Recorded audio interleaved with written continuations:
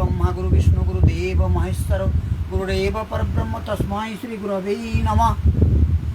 ओम नमः भगवते वासुदेवाय। श्रीमद् भागवत गीता যথাযথ গীতা ষষ্ঠ অধ্যায় অথ শ্লোক নাম্বার 5। উদ্ধারেদাত্মানাত্মানং নাত্মানমবসাদয়েৎ আত্মৈব হান্নন বন্ধুরাত্মৈব রিপুরাত্মনা।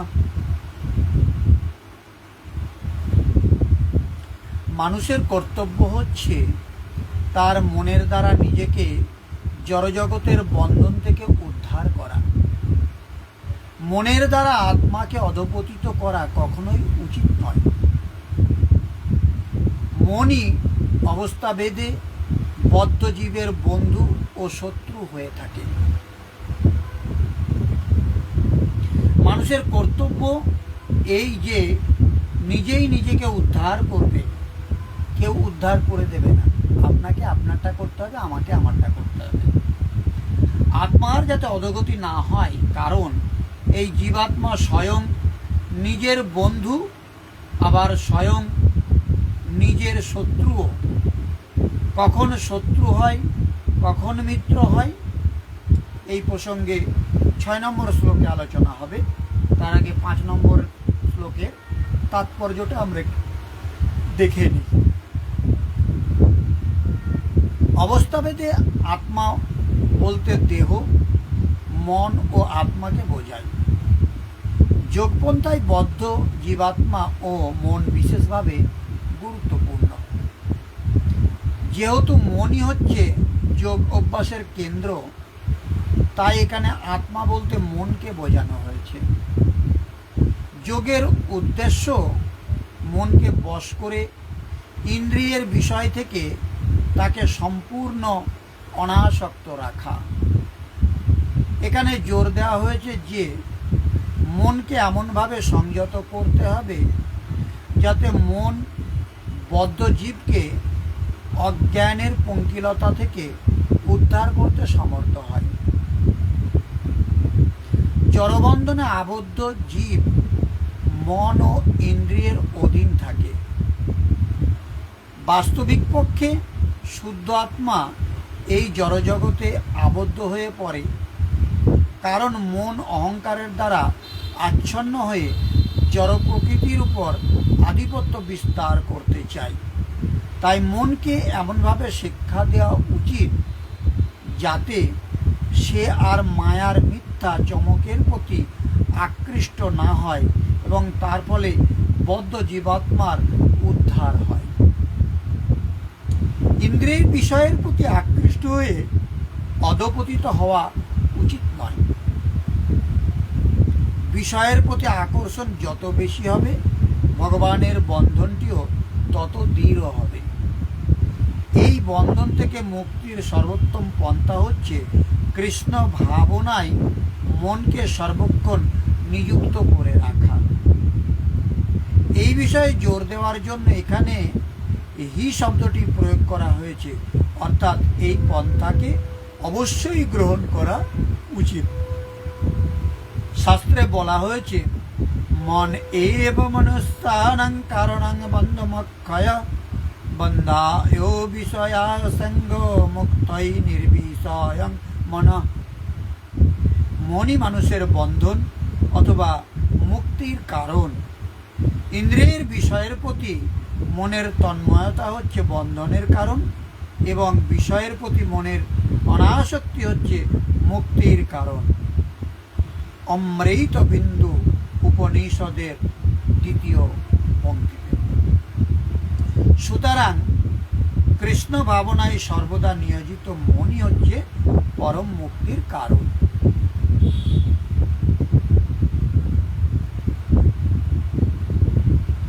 তাহলে কখন আমাদের মন শত্রু হয় এবং আমাদের মন কখন মিত্র হয়, এই বিষয়ে বলতে গিয়ে বলছে, বন্ধুরাত্মানাত্মনস্তস্য যেনাত্মৈনাত্মনাজিত অনাত্মনস্ত শত্রুতে বর্তেতাত্মৈব শত্রুবৎ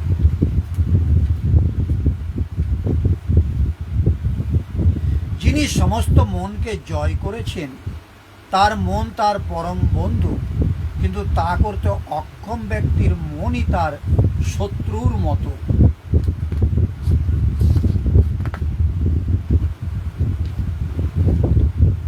যে জীবাত্মা তার মন এবং ইন্দ্রিয়সমূহ সহিত দেহ জয় করা হয়েছে, তার জন্য তারই জীবাত্মা বন্ধু, এবং যার দ্বারা মন ইন্দ্রিয়সমূহ সহিত দেহ জয় করা হয়নি তার জন্য শত্রু সে স্বয়ং। উপরোক্ত দুটি শ্লোকেই শ্রীকৃষ্ণ একটা কথাই বলেছেন যে নিজের আত্মাকে নিজেই উদ্ধার করুন, তাকে অধোগতিতে নিয়ে যাবেন না, কারণ আত্মাই বন্ধু। এই সৃষ্টিতে অন্য কেউ শত্রু বা মিত্র নয়। কিরূপে? যিনি মন ও ইন্দ্রিয়সমূহ জয় করেছেন তার জন্য তার আত্মাই বন্ধুর মতো ব্যবহার করে, পরম কল্যাণকর, এবং যিনি মন ও ইন্দ্রিয়সমূহ জয় করেননি তার জন্য তার আত্মাই শত্রুর মতো ব্যবহার করে, নিজ যোনি এবং যাতনার দিকে নিয়ে যায়। প্রায় লোকে বলে আমি তো আত্মা।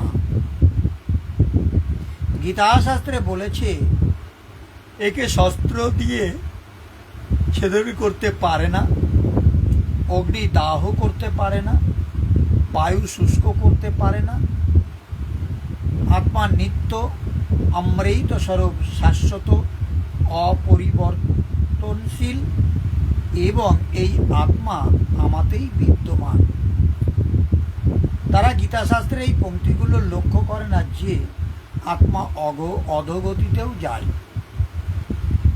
আত্মার উদ্ধারও হয়, যার জন্য কার্যম কর্ম মানে করণীয় প্রক্রিয়ার আচরণ করলেই উপলব্ধি হয় বলা হয়েছে। এখন এর অনুকূল লক্ষণগুলো পরের শ্লোকে আলোচনা করা হবে।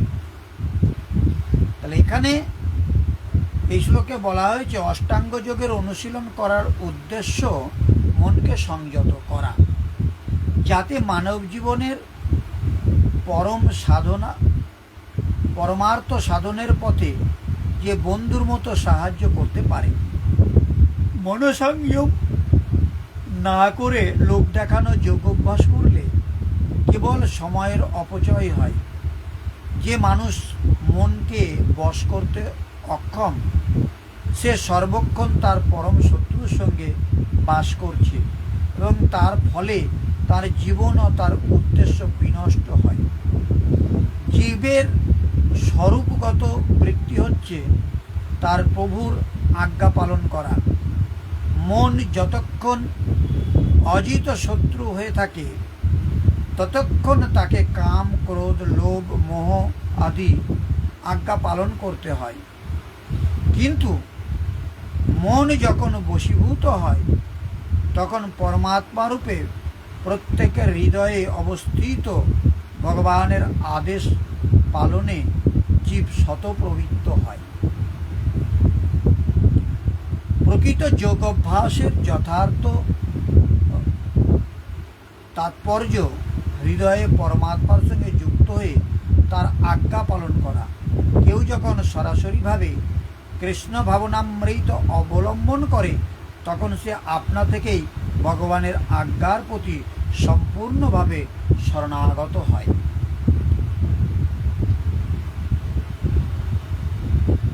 7 নম্বর শ্লোক আমরা পড়ছি। এই অনুকূলে, মনের এই অনুকূলের লক্ষণগুলো কি কি বলেছে আমরা একটু দেখে নিই।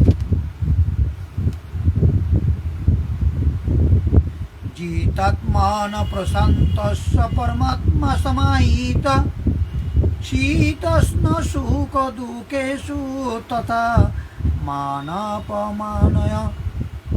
মনকে জয় করে যিনি প্রশান্ত হয়েছেন তিনি পরমাত্মাতে উপলব্ধি করতে পেরেছেন তার কাছে শীত ও উষ্ণ, সুখ ও দুঃখ এবং সম্মান ও অপমান সবই সমান।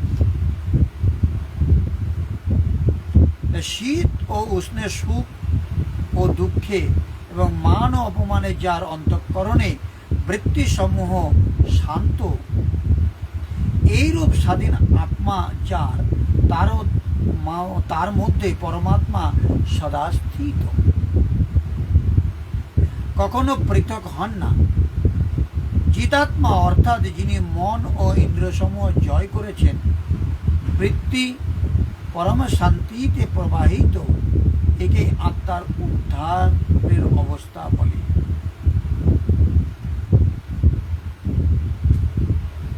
পরমাত্মা রূপে প্রত্যেক জীবের অন্তরে বিরাজমান ভগবানের আদেশ পালন করাই জীবের যথার্থ কর্তব্য। বৈরাঙ্গা মায়াশক্তির প্রভাবে মন যখন বিপদে চালিত হয়, তখন জীব জড়জগতের বন্ধনে আবদ্ধ হয়ে পড়ে। তাই কোনো একটি যোগ অভ্যাস করার মাধ্যমে মন সংযত হয়, তখন জীব তার গন্তব্যস্থলে উপনীত হয়েছে বলে বুঝতে হবে। সকলকেই ঊর্ধ্বতনের আদেশ পালন করতে হয়। মন যখন পরা প্রকৃতিতে নিবিষ্ট হয়, তখন ভগবানের আদেশ পালন করা ছাড়া আর কোনো বিকল্প পন্থা থাকে না। মনকে অবশ্যই ঊর্ধ্বতন কারো বশ্যতা স্বীকারপূর্বক অনুসরণ করতে হয়।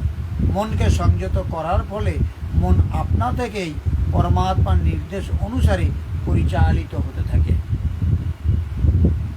কৃষ্ণ ভাবনাময় ভাগবত ভক্ত যেহেতু অবিলম্বে এই অপ্রাকৃত স্তরে উন্নীত হন, তাই তিনি সুখ ও দুঃখ, শীত ও উষ্ণ আদি জড় অস্তিত্বের দ্বৈত ভাবের দ্বারা প্রভাবিত হন না।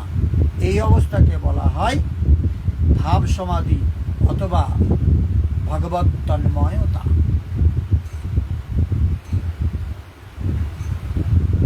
আমরা আর একটা শ্লোক আজকে আলোচনা করব, 8 নম্বর শ্লোকটা।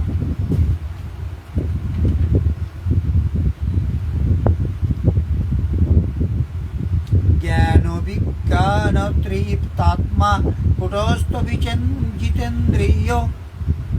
আবার বলি, জ্ঞান বিজ্ঞান তৃপ্তাত্মা কুটস্থ বিজিতেন্দ্রিয় যুক্ত ইত্যুচ্যতে যোগী সমলোষ্টস্ম কাঞ্চন।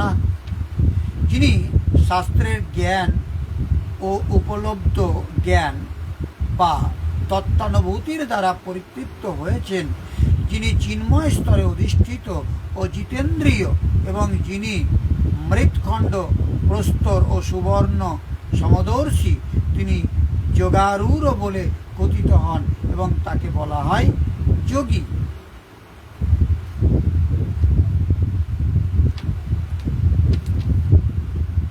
যার অন্তঃকরণে জ্ঞান ও বিজ্ঞানে তৃপ্ত, যার স্থিতি অচল, স্থির এবং নির্বিকার, যিনি বিশেষরূপী ইন্দ্রিয়সমূহ জয় করেছেন, যার দৃষ্টিতে মাটি, পাথর ও সোনা এক, এইরূপ যোগীকে যুক্ত বলা হয়। যুক্তের অর্থ যোগে সংযুক্ত, একেই বলে যোগের পরাকাষ্ঠা। যোগেশ্বর পঞ্চম অধ্যায়ের শ্লোক সংখ্যা 7 থেকে 12 পর্যন্ত বর্ণনা করেছেন পরম তত্ত্ব পরমাত্মার সাক্ষাৎকার এবং সেই সঙ্গে তাকে জানাকেই জ্ঞান বলে। সাধক ইষ্ট থেকে যদি 1 ইঞ্চি দূরে থাকে, জানবার ইচ্ছুক, তবুও তাকে অজ্ঞানী বলে। সেই প্রকার কি রূপে সর্বব্যাপ্ত, কি রূপে প্রেরণা প্রদান করেন, কি রূপে অনেকগুলি আত্মার একসঙ্গে প্রদর্শন করেন, কি রূপে তিনি ভূত, ভবিষ্যৎ এবং বর্তমানের জ্ঞাতা, সেই প্রেরক ইষ্টের কার্যপ্রণালীর জ্ঞানী বিজ্ঞান। যেদিন থেকে হৃদয়ে ইষ্টের আবির্ভাব ঘটে, সেই দিন থেকেই তিনি নির্দেশ দিতে আরম্ভ করেন, কিন্তু শুরুতে সাধক বুঝতে পারে না। পরাকাষ্ঠা কালে যোগী তার আন্তরিক কার্যপ্রণালীর সম্পূর্ণভাবে বুঝতে পারেন। এই বোঝার ক্ষমতাকেই বিজ্ঞান বলে। যোগারূঢ় অথবা যুক্ত পুরুষের অন্তঃকরণে জ্ঞান বিজ্ঞানে তৃপ্ত থাকে। এইরূপ যোগযুক্ত পুরুষের স্থিতির নিরূপণ করে যোগেশ্বর শ্রীকৃষ্ণ আমাদের 9 নম্বর শ্লোকে কিছু আলোচনা করেছেন। আমরা 8 নম্বর শ্লোকের তাৎপর্যটা একটু দেখে নিই। পরম তত্ত্বের অনুভূতি না হলে পুঁথিগত বিদ্যার কোনো সার্থকতা নেই। শাস্ত্রে বলা হয়েছে, অত শ্রীকৃষ্ণ নামাদি না ভবেদ গ্রাহ্যমিন্দ্রিয়ায় সেবন মুখেই জিহ্বাদৌ স্বয়মেব স্ফুরত্তদ। জড় কলুষিত ইন্দ্রিয়ের দ্বারা কেউ কৃষ্ণের নাম, রূপ, গুণ, লীলা, দিব্য প্রকৃতির উপলব্ধি করতে পারে না। ভগবানের সেবা করার মাধ্যমে যখন দিব্য চেতনার উন্মেষ হয়, তখন ভগবানের অপ্রাকৃত নাম, রূপ, গুণ, লীলা, চিন্ময় স্বরূপ তার কাছে অনুভূত হয়। ভক্তিরসামৃত সিন্ধুর 1 নম্বর স্কন্ধের 2 নম্বর অধ্যায়ের 234 নম্বর শ্লোকে এটা প্রতিপন্ন করা হয়েছে। এই ভগবদ গীতা কৃষ্ণ ভাবনার বিজ্ঞান। কেবল লৌকিক পাণ্ডিত্যের দ্বারা কৃষ্ণ ভাবনা লাভ করা যায় না। তার জন্য ভগবত তত্ত্ববেত্তা শুদ্ধ ভক্তের সঙ্গ লাভের সৌভাগ্য অর্জন করতে হবে। ভগবান শ্রীকৃষ্ণের কৃপার ফলে কৃষ্ণ ভাবনাময় মহাত্মা ভগবত তত্ত্ব উপলব্ধি করতে পারেন, কারণ তিনি শুদ্ধ ভক্তির দ্বারা পরিতৃপ্ত হয়ে থাকেন। ভগবত তত্ত্ব জ্ঞান উপলব্ধির ফলে মানুষ জীবনের সার্থকতা লাভ করে। অপ্রাকৃত জ্ঞানের প্রভাবে বিশ্বাস সুদৃঢ় হয়, কিন্তু পুঁথিগত বিদ্যার ফলে আপাত পরস্পর বিরোধী বিষয়ের দ্বারা সহজেই মহাচ্ছন্ন ও বিভ্রান্ত হয়ে পড়ার সম্ভাবনা থাকে। আত্মতত্ত্বজ্ঞানী কৃষ্ণ ভক্তই যথার্থ আত্মসংযমী, কারণ তিনি সর্বতোভাবে ভগবান শ্রীকৃষ্ণের শরণাগত।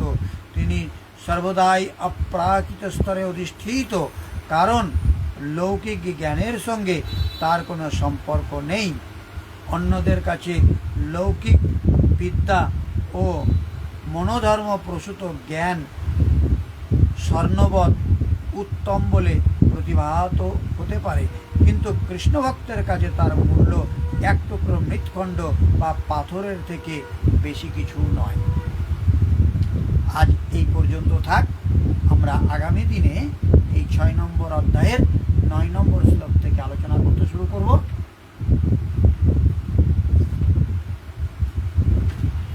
ওম সর্বে ভবন্তু সুখিনঃ, সর্বে সন্তু নিরাময়া, সর্বে ভদ্রাণি পশ্যন্তু, মা কশ্চিৎ দুঃখভাগ্ ভবেৎ। ওম শান্তি শান্তি শান্তি। সমস্ত মানুষ সুখী হোক, সমস্ত মানুষ রোগমুক্ত হোক, সমস্ত মানুষকে আমি দেখতে চাই তারা যেন কোনো দুঃখ ভোগ না করে। হরে কৃষ্ণ।